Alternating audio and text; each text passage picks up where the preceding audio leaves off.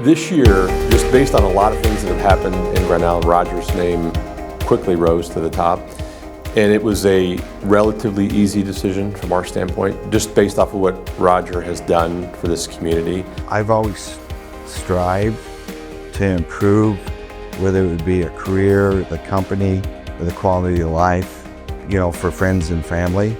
And Grand Island has so many opportunities. We've got solutions that we can help improve our community. So we just thought it was time that he got the recognition that he deserves, and he's put so much work and effort into this community that people don't know, people don't see. Roger's been a part of so many great projects, and it really started with his involvement down in the rail yard in Lincoln, Nebraska. That was a huge undertaking. They did amazing things, and that development is still growing and more things are coming. 39 years ago, I started at Chief as a structural design engineer. My passion was when GIAEDC and Dave Ostick and I started up the development arm in 2011. First project was West Haymarket in Lincoln, an iconic development. And the great thing about Roger is that he looked at that project and said, we need something like that here in Grand Island, but it couldn't be the same project. And so he really right-sized that. Just a visionary for this whole area, and I think it was an easy decision for us to say this is where we want to be, and this is where we want to relocate. Where do we see the Grand Island growing? Where do we see the future growth of Grand Island? And Roger had that vision. And there's so much more credit that Roger could deserve just beyond this award, because Grand Island essentially in the last decade awoke from hibernation, and he has been the one that has championed that. He's been the one that's put that on his back and told everybody that would listen, Grand Island is ready and we're willing and we want to grow. Roger's had a huge impact as a leader at Chief.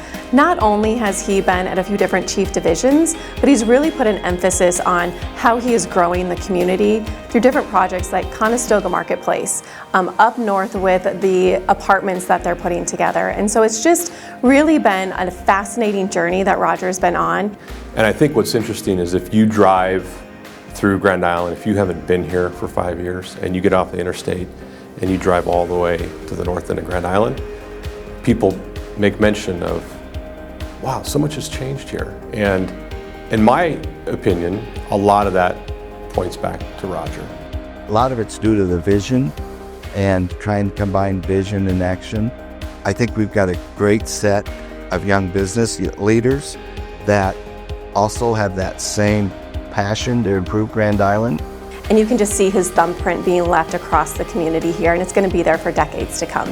The commitment that he has to Grand Island and to the surrounding area is just impressive, and so I couldn't think of a better person to receive this award.